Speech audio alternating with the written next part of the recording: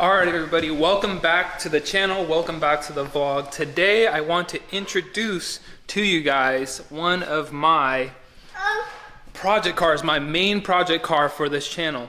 This car has been missing for the better part of 2 years. I dropped it off for body work and there is a whole fiasco and story behind it that I want to share with you. So please stick around, follow along, and I am going to update you guys on this new project car.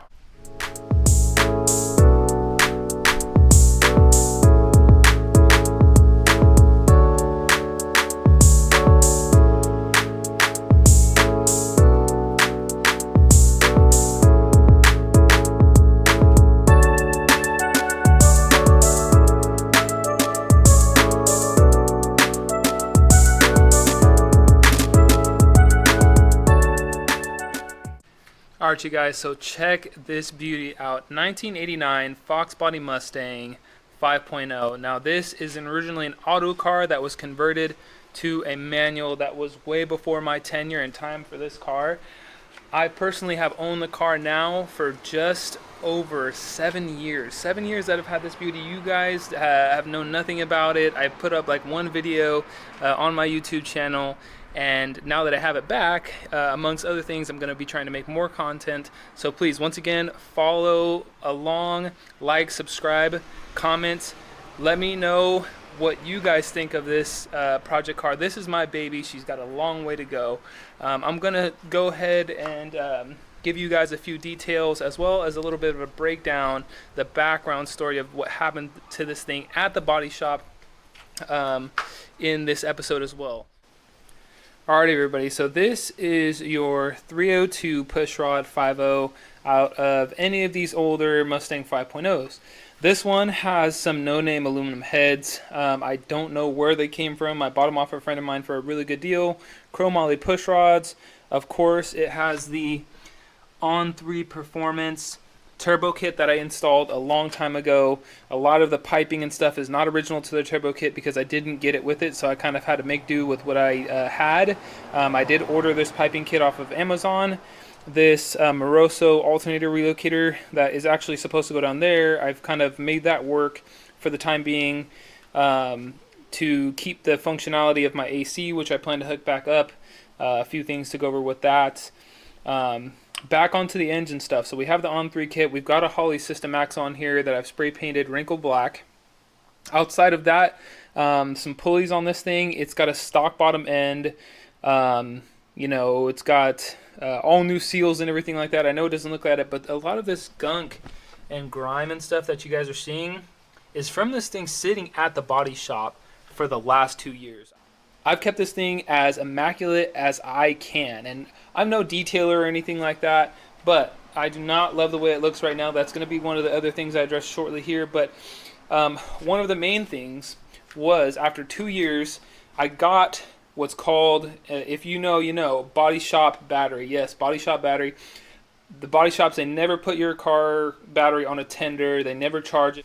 In fact, now when I picked this car up, the headlight switch was on, so that for some reason the headlight switch was on, draining out the battery. My switch for my fans was on. There was a few other odds and ends that were left on. So there was things that were left on to drain the battery purposefully, I feel. So I don't know. There's some sketchy stuff with this body shop. It was a good place that I went to for a long time. However, I cannot recommend it to anybody in the Central Valley, California area at all anymore. So if you guys have any recommendations for body work in the area, because I'm always seeking body work and paint work for friends, family, and my other project cars, we're gonna have plenty on the channel. So. But yeah, nevertheless, the last thing that I had to do was go down today and purchase a battery for this thing. So we purchased the cheapest battery that we could for this thing today because I don't know if it's going to start. I don't know if it's going to leak. I haven't had the car in 2 years, so I really don't know the overall status of it. Now, it ran fine for the most part before I dropped it off. We were dealing with a little bit of a vacuum leak, some idle surging, possibly misfire, but I don't know. It's hard to tell with the surging that was going on before. Besides that, it ran normally, okay? As normal as a foxbody can. If you own one of these things, you know how temperamental they can be. So In a moment, I'm going to go ahead and have you guys go along with me inside the car for the first startup on this thing in 2 years. So I'm going to hook up the negative battery terminal. We're going to go ahead and get this thing fired up and see what happens. Alrighty, first startup in 2 years. Let's see how it goes.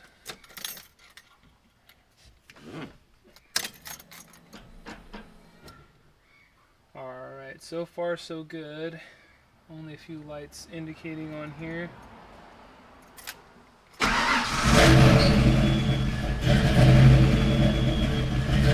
Dude, no way. Fires up like a charm.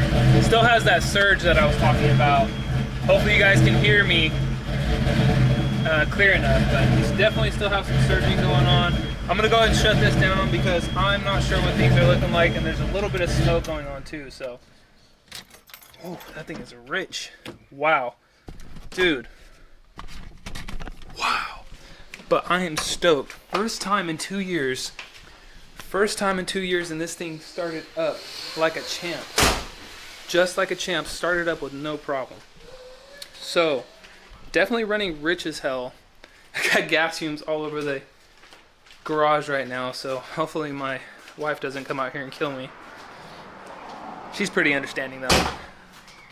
So, alright, well, fired up like a charm. Definitely some stuff we have to clean up on the AFRs now. I forgot to mention earlier when I was going over the details of the engine that this thing is on a standalone. We're no longer on the factory Ford ECU. We're actually on a micro squirt. So not a lot of people that tune these things, unfortunately, so we're figuring that out ourselves.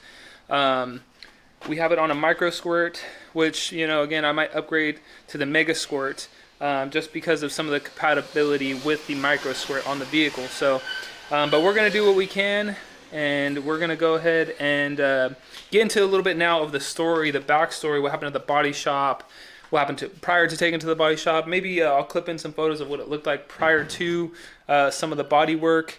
You know, from what you guys would see from the B-roll footage. You know, hopefully I'm not really the great of an editor yet, but you know, hopefully you guys can kind of appreciate how well it turned out compared to how it used to look. So now we're going to go ahead and get into the story, the backstory of what happened prior to sending this thing to the body shop.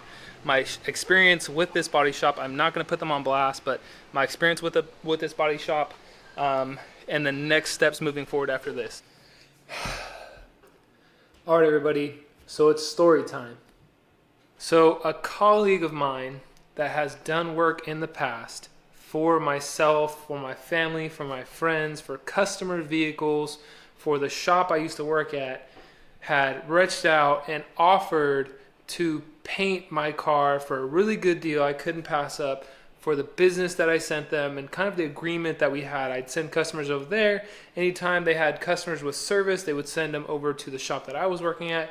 It was a symbiotic relationship, and what that means is we both benefited from this relationship. Now, I did end up leaving the shop that I was at that time to work at Lexus. So I now work at Lexus, and that should not have soured things. I mean, the owner of the shop was, you know, really a good guy, was always, you know, heartfelt, trying to do the right thing. And I mean, they did really great work. I've seen some really, really great work come out of that shop, show quality paint jobs come out of that shop. And not only that, but these guys are working on some of the Street Outlaw cars. I should say some. One person from Street Outlaw's vehicle visits that shop and is getting bodywork and paint done, and I believe has visited in the past. So these were all good signs and reasons why I should bring my vehicle there. Now, I drop the car off, strip down, I take a lot of the parts off to try to ease the burden of these guys doing the painting. You know, I don't know. That's just how I am. I try to make jobs easier for people. I'm a people pleaser. I went ahead and I removed all those components for them. So I had all those parts off already. I gave them everything. I labeled everything to the best of my ability. And I dropped the car off not to be contacted again until about 9 months later. And keep in mind, I told these guys no rush. I wanted a good job done. I had very limited space for the vehicle at the time, and I just could not deal with the vehicle at the time. I was in a place where I was trying to grow a business, and it just was on the back burner. So it was okay for that time being, that it was at this shop waiting to be, body worked and painted. So after receiving a follow-up call from a call that I placed, so not even that they reached out to me, I reached out to them. They had been waiting several months for one of the components that is not sold by Ford on these things, which is the portion of the unibody near the cowl. I had been waiting a long time for that part to come. I couldn't find one. I found one on eBay. They would not ship it, so I could not find this part. It was a difficult part to track down. So they did it for me. They tracked it down. And then after they got that part, the car sat there for another several months. Again, no problem. I'm not pushing them or anything like that. So at this point, we're about a year. They finally start painting parts on the car. When they start painting these parts on the vehicle, they just, paint something, and then I call them 2 weeks later. Well, hey, we have the car painted, but you need this. Okay, cool. Mind you, the car's already torn down, so they should be able to let me know what I need, get me a detailed list, email it or text it to me. They have my phone number and my information, so why not send me this stuff? So they, tell me I need X, Y, and Z. So I order X, Y, and Z, no problem. I'm ordering all the parts. They are not ordering any parts besides that cowl and a windshield that ended up getting cracked upon install. Anyway, backtracking. So I ordered everything that they asked me to. Another month or two goes by.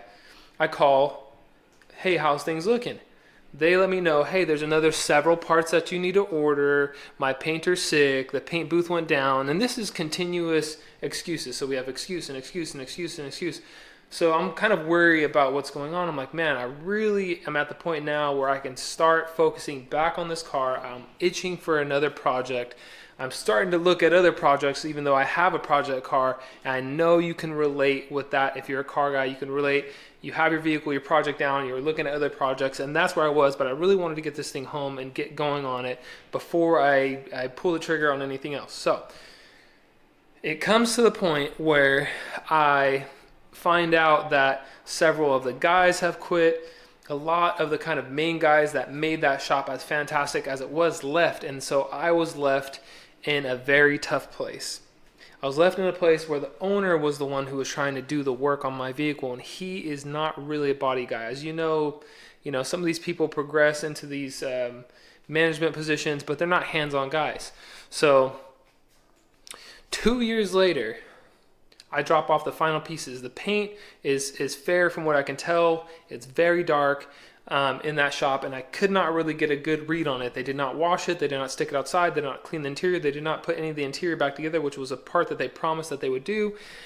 And so at the end of the 2 years, I come back and I put a box of parts there, and I say, hey, I need these installed by the time the tow truck comes later this afternoon. He assures me, no problem. We'll make sure that we get everything done, and we'll make sure that it is, good to go. So I see the interiors apart and everything like that, no problem. I'm going to go ahead and take care of that myself anyhow. So I figured, since that is something that I had to do, don't worry about it. I arrive in the afternoon with the tow truck. The only thing that was put on the vehicle at that time was the hood. There's several trim pieces that are missing. There's the trunk lock's not put on. The third brake light's not put on. There's wiring hanging and stuff like that. So it just left a really bad taste in my mouth. After 2 years and, a good amount of money. I'm not going to disclose how much I paid for it, because it was a good amount, but it wasn't as much as some other people who have paid. So maybe I got what I paid for. So I got just the job. I paid for just the amount that, I paid for just the amount of job that I got. So that's kind of how I'm going to try to justify this craftsmanship that was done on the vehicle. Because after I got it home, I discovered that there is a few runs. There's, body work that wasn't performed correctly. Not that it's like wavy or anything like that, but there's little chips and stuff like that, and they sprayed it over. And then they sprayed over a sticker on the car, on the door jamb, little stupid stuff like that. So that is the body shop horror story. And now, again, I'm not going to disclose this shop. I'm not going to throw them under the bus. I'm going to give them a chance to, to repair what not repair what they've done on my vehicle, but to kind of recover from what's going on, because I have been in a business. I understand what it's like to lose people and how things can change drastically after that happens. So on the flip side, you guys, I effed up. Before I took this vehicle to the body shop, and the main reason that I did take it to the body shop was I had a few too many one night as I was messing around with the tune on the car. Mind you, I'm not a tuner. I'm just kind of trying to set a base map where the vehicle runs half decent while I figure out somebody that's going to tune my vehicle on the Micro Squirt in Tuner Studio, because there's not a lot of people, especially where I'm at in California, that are going to tune that software. So I'm trying to figure it out myself. I get the vehicle running really well. I'm excited, and I forgot to put my hood pins back in, guys, and the hood came up on me 2 blocks from my house, and that was all she wrote. So after that, I was frustrated. I was very disappointed in myself. I don't make mistakes like that. I've been wrenching, 12 years. 5 years of those 12 years were professional. I was a technician at one point. So I was very let down. I let myself down a lot. Now, moving forward with the foxbody, I do have a plan laid out.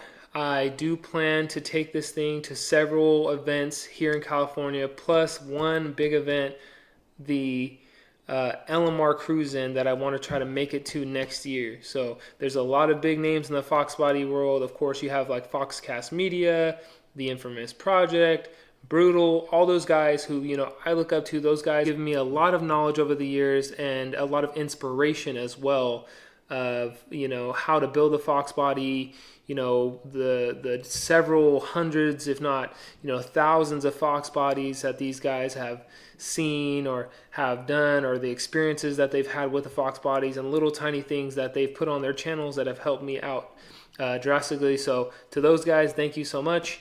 I really appreciate it, and I hope that you enjoy the content that I'm going to be putting out on this channel over the coming years. So I hope to see everybody around more often. I'm going to go ahead and wrap this video up. Thank you so much for watching, and I'll see you on the next one.